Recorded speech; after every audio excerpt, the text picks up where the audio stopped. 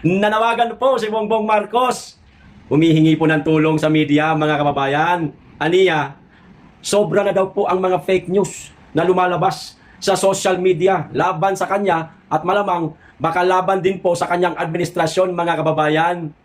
Humihingi ng tulong para huwag paniwalaan ang fake news. E paano naman po sila na gumagawa ng fake news? Ha? Nagsalita ang hindi fake news, mga kababayan. Ang lakas ng loob. Ang tindi. Nangunguna ka sa fake news. Yang Yusik mo Mr. President Ha? Siya dapat ang tanggalin mo sa pwesto. Dahil siya ang pinakaunang gumagawa ng fake news sa administrasyon mo at nahahatak po kayo pababa. Nadadamay po kayo sa ginagawang fake news nitong si Auntie Claire. Hindi po ba, mga kababayan? Eto po ang mga sinabi ni Bongbong Marcos, mga kababayan, at ang kanyang panawagan sa media. Basahin ko po ng buo para maintindihan po natin kung ano po ang pinagsasabi nitong mama na ito bago po ako magbigay ng aking komento. Okay, ito ho. Panawagan ni BBM sa media. Ayan. Bakit hindi sa vlogger? Nasaan na yung mga vlogger tulongkis mo, Mr. President? Hindi ba kayang i-debunk yung mga di umano'y fake news na sinasabi mo? Okay, ito na. Humingi ng tulong si President Bongbong Marcos sa media para malabanan ang pagkalat ng fake news. O, kita nyo na. So, parang ang media po ang magde-debunk sa mga gumagawa ng fake news. Ganun ba yon, Mr. President? Hindi kaya ng mga vlogger mo? Mahina utak. O, ito. In the beginning, we thought fake news was funny. It was entertaining. Natutuwa pa daw siya, nai-entertain daw siya sa mga fake news na nagdaan, mga kababayan na nalalaman nila.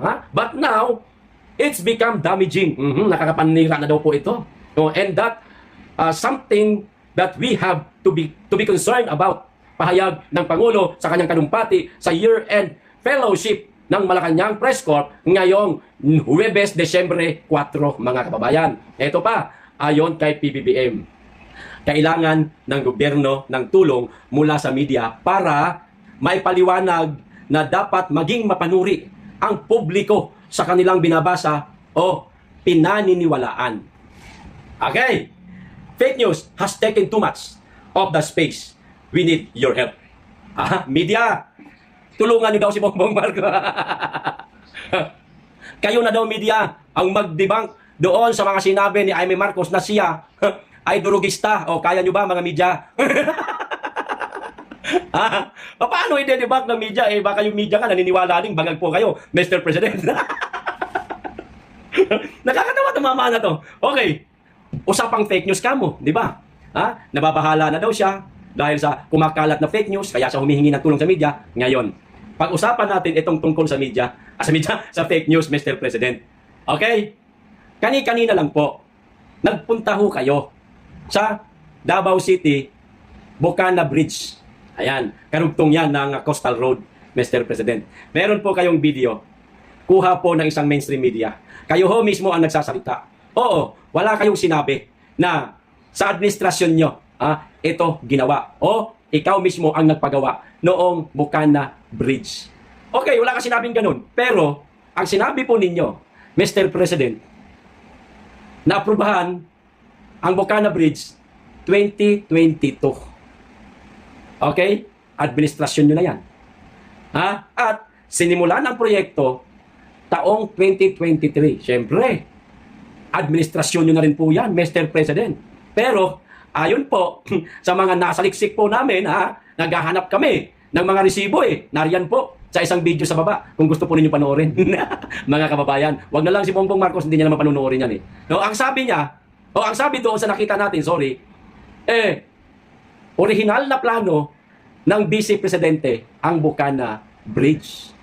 Pero, dahil nga alkalde pa lang si BP Inday Sara noong 2018 na pinagtanuhan niya na gumawa ng Bocana Bridge diyan sa Bocana, sa Davao City, sinalo ngayon ng Administrasyong Duterte sa build ni dating Pangulong Rodrigo Duterte na pinunduhan naman po ng bansang China, kumpleto. Walang labis, walang kulang. Taong 2018 po yon, Mr. President. Inulit ko lang po yung sinabi ko kanina, hindi ko na nga lang pinakita yung mga referensyang ginamit ko kanina kasi nariyan na po sa isang video na ginawa ko. Di ba, mga kababayan?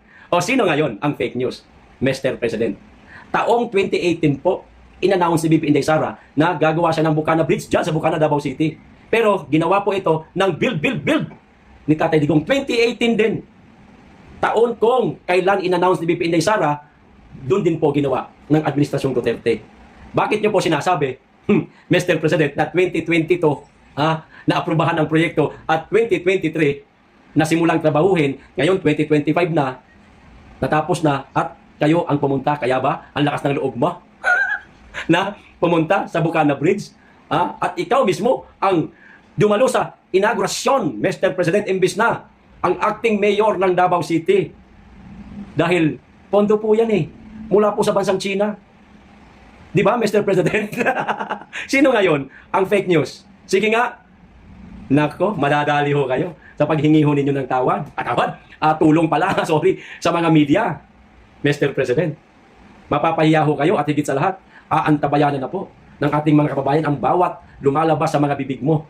Kapag ikaw ay nakagawa ng fake news o kasinungalingan, madali na po kayong punain, lalo na ngayon, humingi kayo ng tulong sa mga media. Kaya nyo bang tanggapin yon?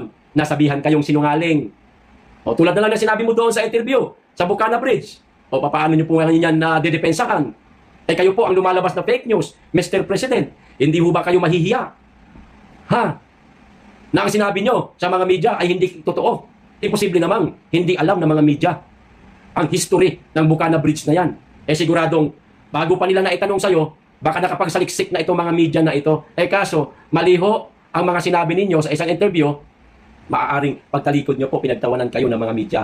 Di ba, mga kababayan? Lalo na yung mga medyang taga Davao City na alam kung kailan sinabi ni BP Inday Sara na maglalagay sila ng Bukana Bridge sa Bukana, Davao City. Tapos, hindi ba nyo po, sinabi ho ninyo noong 2022, samantalang 2018 pa lang. Para kasing gusto ho ninyong palabasin, Mr. President, na yung Bukana Bridge na yan ay nagsimula at gawa sa inyong administrasyon na ang katotohanan 2018 pa lang. Malayong-malayo po sa administrasyon ninyo. Ano tawag natin dyan? Pwedeng fake news, pwedeng kasinungalingan. Di ho ba, mga kababayan? Pero mas malapit po sa credit grabber. Ito pa, isang balita, mga kababayan. Di ba ga, nung isang araw, merong survey po na lumabas ng ating pangalawang Pangulo. Kung ngayon gaganapin ang halalan, siya po ang front runner at siya ang handang iboto ng ating mga kababayan, Metro Manila, rest of Luzon, Visayas at saka Mindanao. Ngayon, dito naman po sa performance, mga kababayan, ng ating Pangulo at ng ating pangalawang Pangulo. Ito po ang balita ngayon. Basahin ko.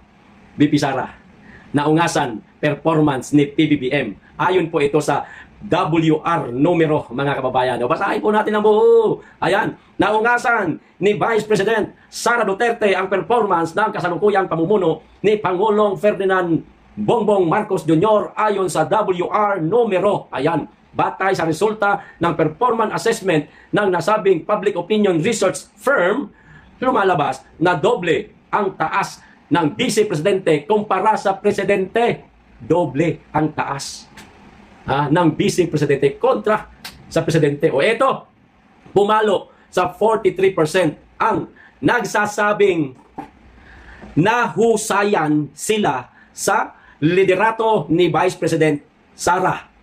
Ilan daw? 43% po ang nagsasabing nahusayan sila sa liderato ni BP Inday Sara, habang 21% naman ang kay Marcos Jr. 21% lamang po, mga kababayan, ang kay Pangulong Bongbong Marcos, mga kababayan. Hindi pa tayo tapos. Ito na po ang pinaka-exciting part, mga kababayan. Samantala, sa usapin ng hindi nahusayan. Ayan hindi nahusayan Hindi nahusayan. Pinakamataas na porsyento ang sa Pangulo na nakakuha ng 47% at 23% naman ang sa Vice Presidente. Baka malito kayo, mga kababayan kasi ako kanina habang binabasa ko to, nalito rin ako Repasuhin natin etong dalawang magkasunod na binasa ko. 43% po 43% ang nagsasabing nahusayan sila sa liderato ni BP Inday Sara, habang 21% lang naman, mga kababayan, ang nahusayan din kay Pangulong Marcos. May nahusayan din sa kanya, pero 21% nga lang kay BP Inday Sara, 43%. Okay? Ang mga nagsasabing nahusayan sa kanilang dalawa, di hamak na mas mataas talaga kay Inday Sara, doble. Okay, Klaruhin natin to para maintindihan po natin. Ano? Dito naman po sa usapin ng hindi nahusayan. Kay Marcos, ang nakuha niya, 47% po ang hindi nahusayan sa kanya. Kay Inday, 23% lang po ang hindi nahusayan. Parehas. Okay? May hindi nahusayan at may nahusayan. Pero dyan sa dalawa na yan, di hamak po mga kababayan. No? Na mas marami ang nahusayan kay BP Inday Sara at mas marami naman kay Marcos pagdating sa mga hindi nahuhusayan sa kanyang pamumuno o sa kanyang liderato. 47% yun kay Marcos, mga kababayan, sa mga hindi nahusayan. Ayan, klaro na ba? Mga kababayan, baka kasi malituho kayo eh. Madaling salita, ayan, bagsak ang performance ni Bongbong Marcos. Isa lang ang ibig sabihin niyan, Mr. President. Ayaw na po yata sa inyo ng mga tao. Paano ba yan? Kaya niyo pa po bang maatim na manatili dyan sa upuan mo kahit na di hamak na mas marami sa ating mga kababayan ay hindi na po nahuhusayan sa iyong pamumuno? Kaya niyo pa po ba? Samantalang sa Vice Presidente, napakarami pong nahuhusayan sa kanya. Mr. President, paano ba yan? Kapag meron po kayong kahihiyan, delikadesa, magkukusang loob po kayo. Pero pag medyo makapal-kapal po ang apog, magmamatigas kayo. Mananatili kayo dyan sa bangko nyo. Kung ako niyan, mga kababayan, yan ang mga sinasabi sa akin ng mga kababayan ko. Wala na akong mukhang maihaharap. Nakakahiya ho, mga kababayan. Kita nyo, sa ibang bansa. Yung mga leader doon, mga kababayan, kapag pansin nila na ayaw na sa kanila, ng mga kababayan nila, anong ginagawa ho nila? Sila ho mismo, ang kusang bumababa sa pwesto nila. Yung iba pa nga, naghaharakiri eh. Lalong-lalo na sa Japan, di ba, mga kababayan? Pero sa akin, patigasan po ng mukha. Pakapala ng apog. Bahala kayo dyan. Basta ako dito, Allah, magsweldo, kahit wala naman akong ginagawa. Bahala kayo kung anong sabihin nyo na hindi kayo sayan sa akin. Basta presidente na ako. Ganon sa Pilipinas, mga kababayan. Di ba? Nakakahiya lang, Mr. President. No? Ayan palang mga kaliwat kanang rally, mga kababayan eh. Napakarami ho eh. Bibihira lang po magsagawa ng rally ang mga Iglesia ni Cristo at napakarami po ng bilang nila. Pero sa administrasyon ni Mr. President, mga kababayan, nagsagawa talaga ng rally ang Iglesia, hindi lang isa, 2 beses pati. At napakaraming mga kaanib ng Iglesia ni Cristo. No? Kulang na nga lang eh. Isigaw nila na Marcos resign, kaso wala yun sa agenda nila, mga kababayan eh. Pero isa lang ang ibig sabihin nun, hindi na po nagugustuhan na mga kapatid natin sa Iglesia ni Cristo ang hindi na po nahusayan sa pamumuno ni Mr. President Bongbong Marcos. Yan. So anong gagawin? Mr. President, kapag marami na po kayo napansin sa mga kababayan mong hindi na po nahusayan sa iyo, wala nang bilib sa iyo. Wala nang tiwala sa iyo. Kaya ganyan, lagapak ang performance po ninyo, Mr. President. Anong gagawin? Kayo lang po ang makakasagot niyan. Ganun lang kayang kadali, Mr. President. Di ba? Ito pa isa pang balita ito, mga kababayan. Ito namang tungkol dito sa nakita ko po sa Facebook, mga kababayan eh. Ito, nakakatawa to. Grabe propaganda ho nila para lang matakpan po yung mga survey na lumabas katulad nung binasa natin kanina na dihamak na mas marami pong hindi na nahuhusayan sa performance ni Mr. President. Naglabas ngayon ng mga pangontra itong mga trolls ni Bongbong Marcos. Ayan, pakalat po nila, mga kababayan. Ipinapakalat po yan. Sabi, masaya maging Pilipino sa pamumuno ni Presidente BBM. Kita nyo na, dahil sa maayos at matinong pamumuno na may puso at malasakit para sa sambayanan. Uwe. Totoo kaya? Kayo, mga kababayan na nakapanood hanggang sa mga parting ito ng bidyong ito, kayo ba masaya sa pamumuno ni Mr. President Bongbong Marcos? Paki-comment na lang po, mga kababayan. Kasi kung ako ang tatanungin ninyo, naku po, zero. Wala po. Hindi po ako masaya sa kanyang administrasyon. Unang-una, lahat ng mga pangako niya, napako na. Pabahay na inaasahan ng ating mga kababayan na sana man lang sa pagtatapos ng kanyang termino nitong si Bongbong Marcos, yung ating mga kababayan na walang tahanan, magkakaroon ng sariling tahanan pero wala. Diba? Hindi natupad. 1 milyon, 1 taon, wala. Ni isa, 1 taon, wala. Ni isa, isang taon, wala. Ewan ko lang doon sa lugar nila. Hindi ko ho alam. Malay natin baka sa lugar nila. Sinolo, yung pabahay. Baka lang naman, no? Wala tayong nababalitaan talaga eh. Kung meron man, sasaluduhan natin yan. Pero wala eh. Di ba? Yan. Ang ating mga kababayan na hindi masaya sa pagiging hindi masaya sa pagiging sa pamumuno ni Bongbong Marcos. At ang isa sa mga tinamaan nito, mga kababayan, ay ang mga kababayan nating OFW. Bakit? napakahirap daw maging Pilipino. Matawag silang Pilipino sa bansang kinaroroonan nila. Lalo na't ganito ang pamumuno ni Bongbong Marcos. Inaasar nga daw yung ating mga kababayan ang tawag daw sa kanila doon, flood control project. Sino masisiyahan yan? Yan ba?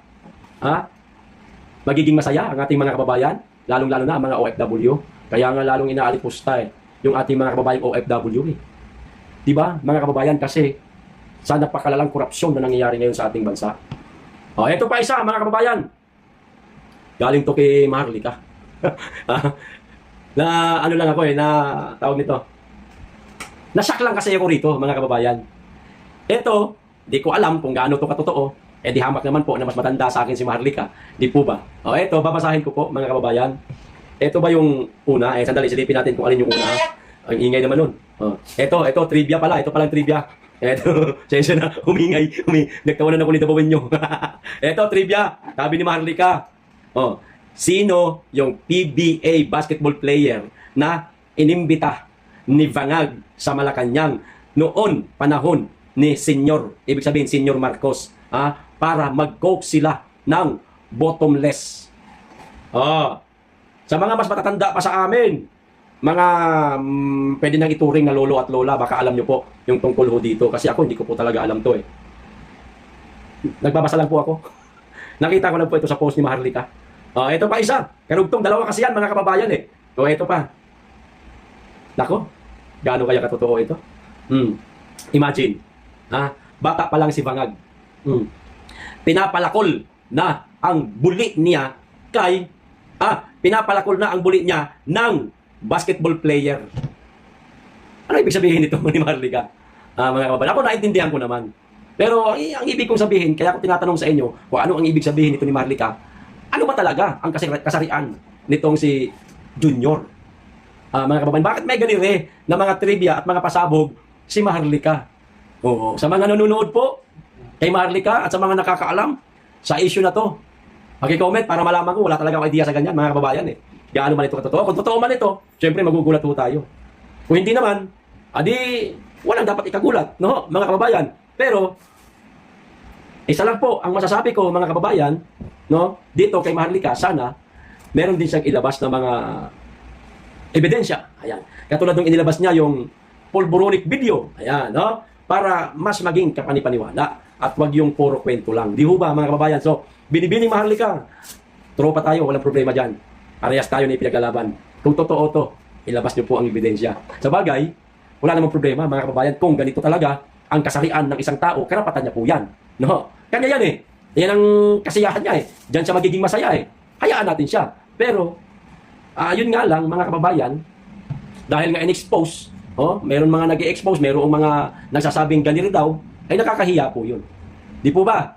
Paki-comment na lang sa mga nakakaalam tungkol sa mga issue na yan. Meron pa isang balita, mga kababayan. Ito namang tungkol po kay, Marcos pa rin ito. Marcos pa rin po ito ito, basahin ko na agad. Suspendido ang lisensya. Nino. Ito na. Sinuspende ng Land Transportation Office ng 90 araw, mga kababayan, o 90 days ang lisensya ng social media personality na si Norman Mangusin o mas kilala bilang Francis Leo Marcos ngayong Huwebes, Desyembre 4. Bakit? Kasunod ito ng viral video na nagpapakita kay Mangusin na minamaneho ang sasakyan gamit ang pekeng plaka. Naku po, hindi nakasuot ng seatbelt at gumagamit ng mobile phone habang nagmamaneho. Ito pa, pinagpapaliwanag ng LTO si Mangusin kung bakit hindi siya dapat maharap sa kasong paglabag sa failure to attach authorized motor vehicle license plate, mandatory use of seatbelt, distracted driving, reckless driving, at improper person to operate a motor vehicle. Ayan, vlogger na maraming traffic violation, suspendido ang lisensya. Grabe, basta Marcos ang apelyido, pasaway. Mr. President Bongbong Marcos, yung ka-apelyido niyo po, nagwawala. Nagwawala. Kung ano-ano ginagawa habang nagmamaneho, imposible namang hindi niya alam na violation yung mga ginawa niya. Ayun lang, hindi ka makapagsuot ng seatbelt Napakalaki po ng tawag niya, ng babayaran mo. doon sa TOP na matatanggap mo kung di ako nagkakamali. Mababa ho yata, 1.5 mga kapamilya. Di pa naman kasi ako nahuhuli ng hindi ako nagsusot ng seatbelt kasi sinisigurado ho natin yan eh. Seguridad ho natin yan eh. Di po ba, mga kababayan? Eh, itong mama na ito, makulit talaga to eh. Ano nga ulit yon? Basta Marcos, pasaway. Joke lang. Ayos, hanggang dito lang. Maraming salamat. Mag-iingat kayo lagi at higit sa lahat. Mahalin natin ang Pilipinas.